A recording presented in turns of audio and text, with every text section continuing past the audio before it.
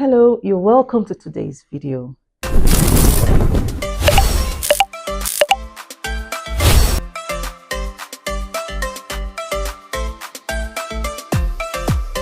On today's video, we're going to be discussing the English syllables. We're going to be looking at the phonetic nature of the syllable, and we're also going to be looking at the phonological nature of the syllable. But before we proceed, I want us to define or try to understand what a syllable actually is. Now, a syllable is distinguished from other grammatical units, and it has some form of rhythm because it gets one beat in a word. Okay, so what we mean by what we mean by one beat is that it is produced with a single breath pulse. For example, the word pretty, it has two syllables, pretty. We also have a word like university, university, 5 syllables. Also, we have a word like house, just 1 syllable. That's why we say that it has some form of rhythm because it gets one beat in a word. Now, a syllable is often described as an uninterrupted, that is a continuous and unremitting unit of sound. Hence, it is also often described as the minimal unit of sound. A syllable is also seen as the shortest, smallest, and briefest expanse of speech. Okay, when we say shortest, that means it is emitted with a single movement of a speech initiator. Okay, so it's small, it's brief, and it can coalesce and combine with other syllables to form a word. It can stand on its own, hence we say that it is solitary. And like I said before, it can merge with other syllables, can coalesce, it can be conjoined. And for me, I often describe syllables as friendly chunks because it can merge with several other syllables. Also, a syllable can be seen as longer than a sound, but smaller in size than a word. Now, moving on, what are the parts of a syllable? Now, in this particular session, we want to look at the phonetic nature of the syllable, what makes up a syllable. Okay, we have the beginning, which is always referred to as the onset, which is the opening, the starting point of a syllable, and also called the initial part of the syllable. It is the beginning, and it is often designated as the onset. Now, what follows is a combination of the middle part or the nucleus and the end, which is called the coda. So the two of them combined come under the designation the rhyme. Okay, so while the central part or the interior part, the middle part is called the nucleus, it is obligatory. It must be there. It is essential, and it is the dominant and fundamental part of the syllable. Now, the coda, which is the end, is where the syllable terminates. Okay, it shows the end of a particular syllable. So these 3 parts, the onset, the nucleus, and the coda, are what makes up the phonetic nature, the description of the English syllable. Now you can see the diagram there where we have the syllable and the rhyme. Okay, the syllable, we have the onset, we have the nucleus, and we have the coda combined to form the rhyme. Okay, so we want to use an example to illustrate the structure we initially showed. Okay, so we have the word smiles. She smiles. He smiles. Now, if you look at that figure over there, you discover that we have the onset and we have the rhyme, which is made up of the nucleus and the coda. Now, under the onset, we have the consonant sound, which is the voiceless alveolar fricative, followed by the voiced bilabial plosive. Okay, so we see those two forming the onset. What follows next is the nucleus, which is the rising diphthong, which is closely followed by the coda, also made up of two consonants, the lateral sound and the voiced alveolar fricative. Now, this is an example of how the phonetic nature of the English syllable can be described. Now, as we progress, we are going to see further examples to use to make it easier for you to understand the phonetic nature of the syllable.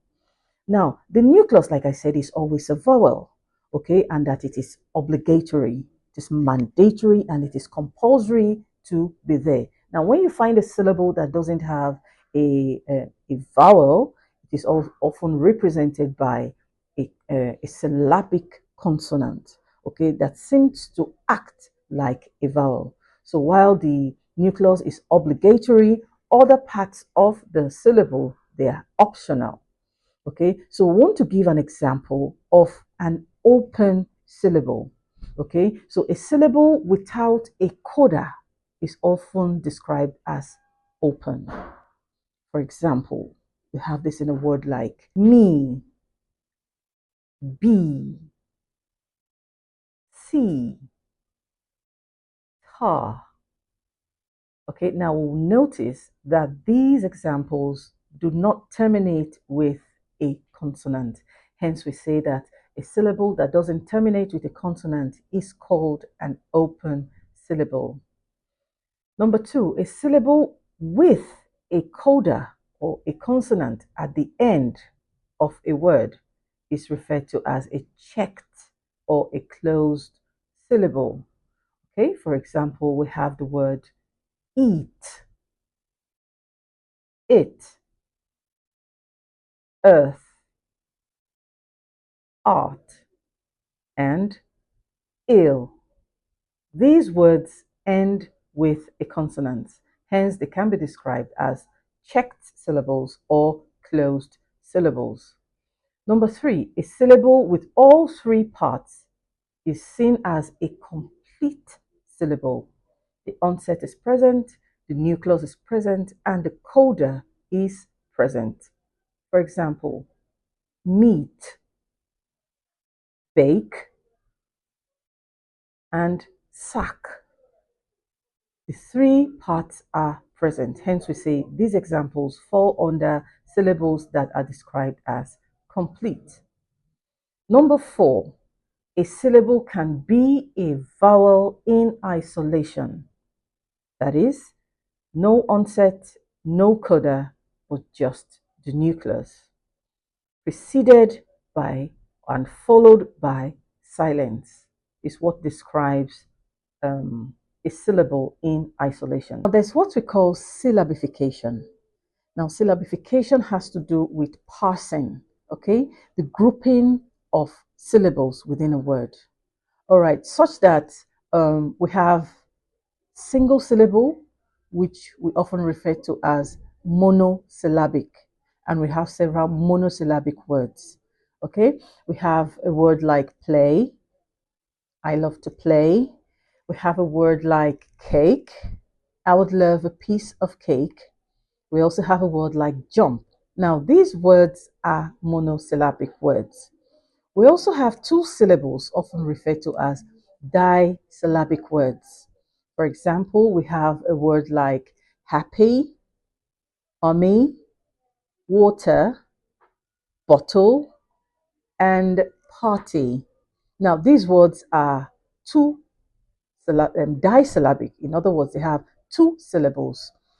Then number three, we have words that have three syllables. Of course, they are called trisyllabic words.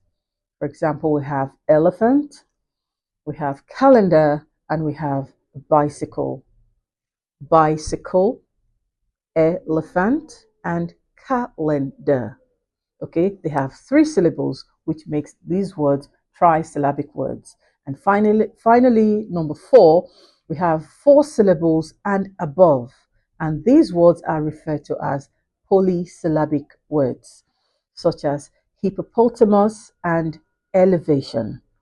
Okay, so if you have a word like elevation, 4 syllables, and we also have hippopotamus, 5 syllables. So we have monosyllabic words, we have disyllabic words, we have trisyllabic words, and we have polysyllabic words. Now, this is what is called syllabification, just for you to get to know before we move over to the phonological nature of the syllable.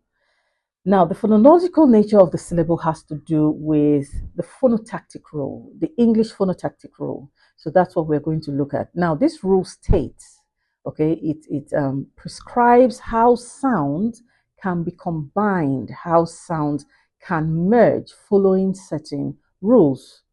Okay, so having some restrictions, having some boundaries, having some limitation when it comes to sound combination is what phonotactics is all about. So we want to look at the English phonotactic rule, and we want to state here at this point that the English syllable structure allows, it permits complex sound combination at the onset level and at the coda level, such that this sort of a combination, which is often seen by second language learners of English as complex, is not so common in other languages. However, we have the most basic combination, which is the CV, meaning the consonant vowel combination.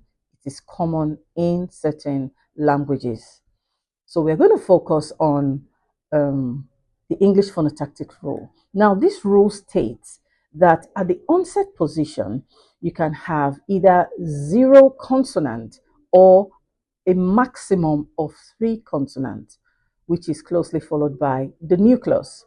Okay, then at the coda position, we have a minimum of 0 and a maximum of 4 consonants.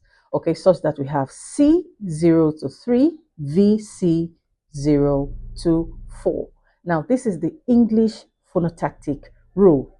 Okay, so this is the allowable, acceptable, or what we can say suitable patterns of phonological elements in the English language. So we don't just combine consonants. We don't just combine or just bring together consonants within syllables. There is a rule that must be adhered to.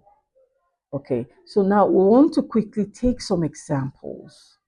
We want to give instances of where we have 2 consonants or 3 consonants at the onset or 0 consonants, of course, with our obligatory nucleus. And we also want to look at the number of words where we can have up to, at most, 4 consonants at the coda position.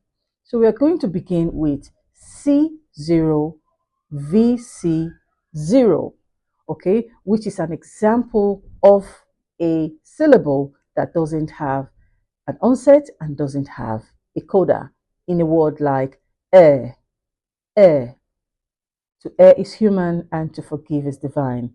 Air. Then we also have as in, okay. Now that structure is C0VC1 because of the final consonant we have at the coda position. Then we have a word like C, where the structure reads C1, VC0. We have a word like steer, okay, steer, whose structure is C2, VC0. We also have a word like strap with a structure C0, VC1. And it goes on and on and on. Okay, so if you can get familiar with the phonological nature of the syllable, combining syllables at the onset position and at the coda position will be seamless. Okay, so all we need to do is to follow the instructions, follow the rules, and we will be able to master and understand how syllable works, the phonetic nature and the phonological nature, the parsing and syllabification all of these will help in your pronunciation, and definitely you become more proficient in speaking certain words that have consonant clusters. Thank you for watching. Don't forget to like, share, and subscribe.